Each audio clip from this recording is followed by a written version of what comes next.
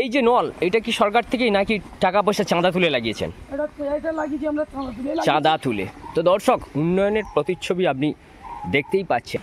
দাসপুরের গ্রাম, সেই গ্রামেই দেখুন রাস্তার পাশেই রয়েছে ওই যে বাস্তু বা ভিটে।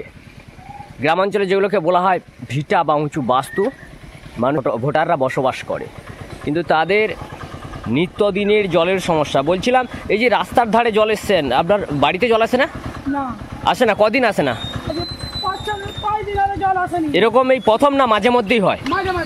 মাঝে মধ্যেই হয়। তো দর্শক, উন্নয়ন, বিস্তর উন্নয়ন, সেই বিস্তর উন্নয়নের প্রতিচ্ছবি আমরা দেখাচ্ছি। বিস্তর উন্নয়ন বলতে জল, দৈনন্দিন পানীয় জল, সেই চাহিদা ঠিকভাবে পূরণ করতে পারছে তো সরকার?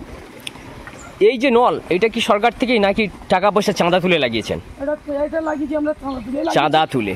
তো দর্শক, উন্নয়নের প্রতিচ্ছবি আপনি দেখতেই পাচ্ছেন। বাস্তুতে যে পাইপ লাইন বা জল লাইন, সেগুলো কি ফ্রিতে নাকি সেখানেও টাকা দিতে হয়েছিল? হাজার হাজার টাকা দিতে হয়েছিল। তো দর্শক, জল জীবন মিশনে কেন্দ্রীয় সরকার 60% টাকা, 60% টাকা, 40% টাকা রাজ্যের দেওয়ার কথা ছিল, কিন্তু মানুষকে টুপি পড়ানো হয়েছে। হাজার হাজার টাকা, 3000, 4000, 5000, কারো কাছ থেকে 2000 করে টাকা নেওয়া হয়েছে। ঠিক বলছি? টাকা নিয়েছিল, টাকা নেওয়া হয়েছে, অর্থাৎ 40% টাকা কিন্তু রাজ্য খেয়ে নিয়েছে, আত্মসাৎ করেছে। এই চিত্রটা দেখাচ্ছি আমি পশ্চিম মেদিনীপুরের ঘাটাল লোকসভার দাসপুর বিধানসভার খাঞ্জাপুর 1 নম্বর গ্রাম পঞ্চায়েতের এই দৃশ্য। এবং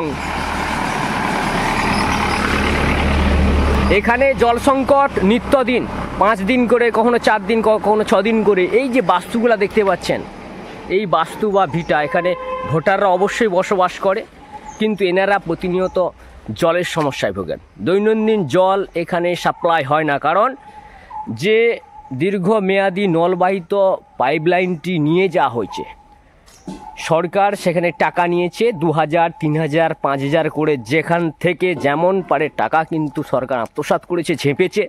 কিন্তু যে পাইপলাইনটা নিয়ে যাওয়া হয়, সেগুলো যথেষ্ট পরিমাণ গভীরভাবে মাটি খুঁড়িয়ে নিয়ে যাওয়া হয় না, ওই হালকাভাবে মাটি খুঁড়িয়ে নিয়ে যাওয়া হয়। তার জন্য এখন আপনি দেখতে পাচ্ছেন, এখনও গরমের বা গ্রীষ্মের এখনও অনেকটা বাকি রয়েছে।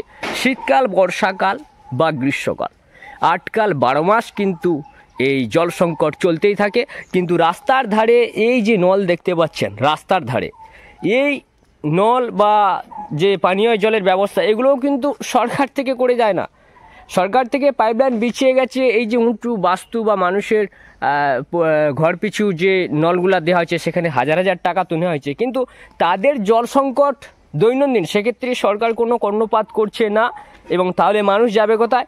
রাস্তার ধারে, যেহেতু এখানে সমতল এবং যে লেভেল, জলের লেভেল, সেটা উঁচু বাস্তুর তুলনায় এখানে যথেষ্ট ঠিকঠাক, তাই এই পাইপ লাইন থেকে কিন্তু জল পড়ে, মানুষ জল নিয়ে যায় এবং বালতি বালতি জল ভরে মা বোন কাকিমাদের কিন্তু দৈনন্দিন তাদের জল এখনও বইতে হয়। এই 2025-ও জল বয়ে নিয়ে যেতে হয়। নল খুললেই জল, ঘর থেকে যে জল, বাড়িতে যে পানীয় জলের ট্যাপ খুললে, নল খুললেই বা কল খুললেই জল পাওয়া যাবে, সেগুলো আর হয় না, দৈনন্দিন তো হয় না। কিন্তু এই যে রাস্তার ধারে জায়গায় জায়গায় এরকম নল রয়েছে বা কল রয়েছে পানীয় জলের, এগুলোও কিন্তু নিজেরাই টাকা দিয়ে, এর জন্য আলাদা করে আবার টাকা দিতে হয়েছে।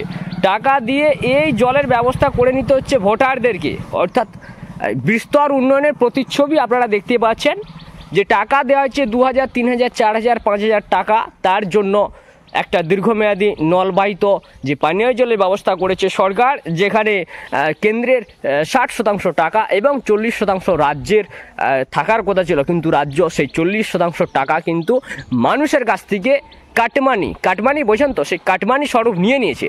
তারপরও জল পাওয়া যাচ্ছে না, বাধ্য হয়ে মানুষ রাস্তায় যে নল বা পাইপলাইন গেছে, জল লাইন, সেখানে কিন্তু আবার চাঁদা তুলে পাড়া প্রতিবেশীরা জায়গায় জায়গায় এভাবে চাঁদা তুলেই কিন্তু কলের ব্যবস্থা করেছেন, সেখান থেকে জল পড়ছে। এই দেখুন, এই বাচ্চা এও কিন্তু এখন জল নিতেই আসছে একদম পাড়াগাঁ থেকে। এই দেখুন, উঁচু বাস্তু বা ভিটা, এইসব এলাকায় জল সহজে আসে না। একদিন, কখনো 2 দিন, কখনো 3 দিন, কখনো 4 দিন, কখনো 5 দিন জল আসে না। এই হচ্ছে বিস্তর উন্নয়নের প্রতিচ্ছবি। কিন্তু সরকার, প্রশাসন, তারা 8 কাল 12 মাস ঘুমিয়ে। সাথে থাকুন, নজর রাখুন ওয়েস্ট বেঙ্গল TV 15-এ।